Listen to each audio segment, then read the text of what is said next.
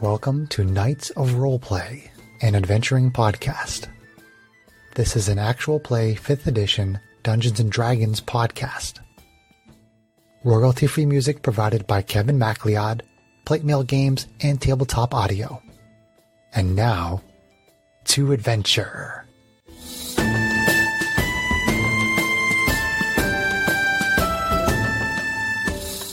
Hello and welcome. My name is Chris Buckner, and I'm the primary Dungeon Master for Knights of Roleplay and Adventuring Podcast.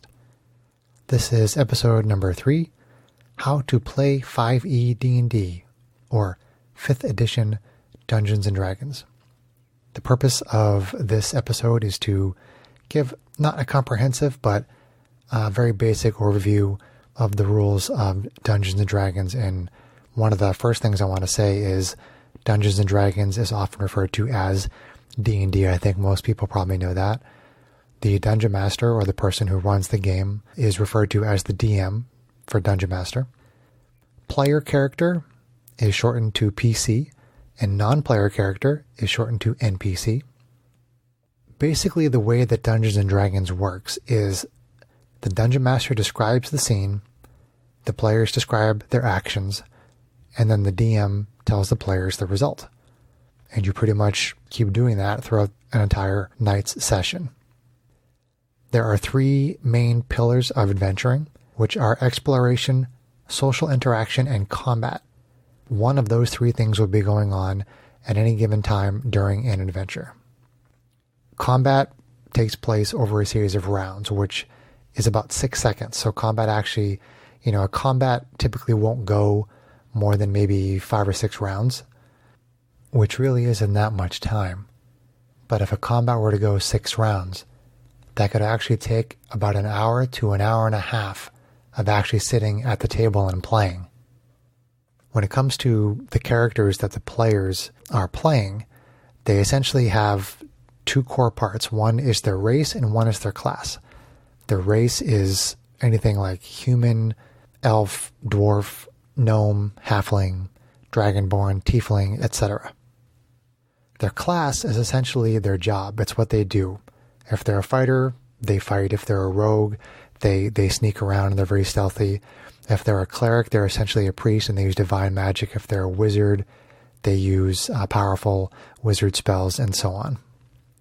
A lot of what happens in D&D mechanically with the dice is essentially that you roll the 20-sided die, or a D20, that's another abbreviation.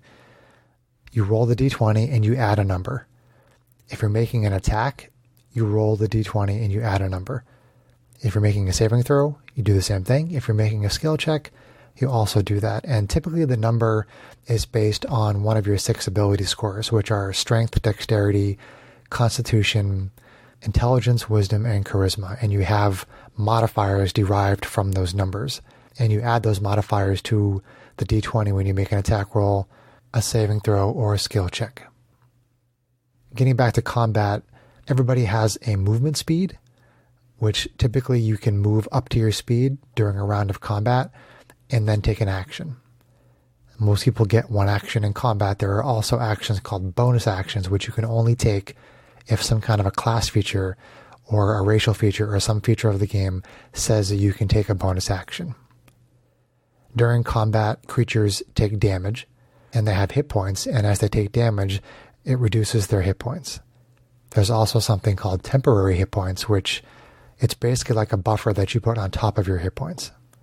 So if a person has 0 hit points, they're unconscious. They can't suddenly become conscious with temporary hit points, but if they have like 5 hit points and 10 temporary hit points, the damage they take would come off the temporary first before going into their actual hit points. If a character takes enough damage to drop them to 0 hit points, then they are dying. On each round of combat, on that character's turn, they have to make a death saving throw, which is a success on a roll of 10 or higher on a D20. If over the course of each successive round, they reach 3 successes before 3 failures, then they stabilize at 0 and no longer have to make death saving throws. If over those rounds, they reach 3 failures before 3 successes, then their character is dead. Characters can also suffer death saving throw failures by taking damage while they are unconscious. When it comes to magic, you pretty much have cantrips, which cantrips are spells that a spellcaster can use every single round of combat, and potentially out of combat as well. Spell slots are basically a resource that a spellcaster uses, where they have so many spell slots, usually per day. Sometimes you can get them back on a short rest, but I'll talk about rests in a minute. But basically you can use your spell slots as a resource as you are using first level spells, second level spells, and so on. Your spell slots get depleted, and then you usually get them back at the end of the day. Sometimes when somebody is concentrating on a spell, if they take damage or something distracts them, they may lose concentration on a spell. Let's talk about resting. There is a short rest and there is a long rest. A short rest is an hour and a long rest is 6 to 8 hours, and you can't benefit from more than one long rest within a 24-hour period. The benefit of a short rest is that you can spend hit dice at the end of that rest to regain hit points. And you have a number of hit dice based on your level, and it also depends on your class. When you finish a long rest, you get all your hit points back, and you get up to half of your hit dice. After a short rest, you can also gain certain class features back, and after a long rest, that's typically when a spellcaster will regain their spell slots, although a warlock can regain their limited number of spell slots after a short rest. And another thing that I covered in episode number 2 is that there are many house rules in a lot of different campaigns where dungeon masters just like to put special rules into the game that are kind of fun and very unique and very customized to a certain dungeon master's campaign. So that's a basic overview of how to play 5th edition Dungeons & Dragons. I hope you enjoyed it. Thank you for listening, and I'll talk to you again soon.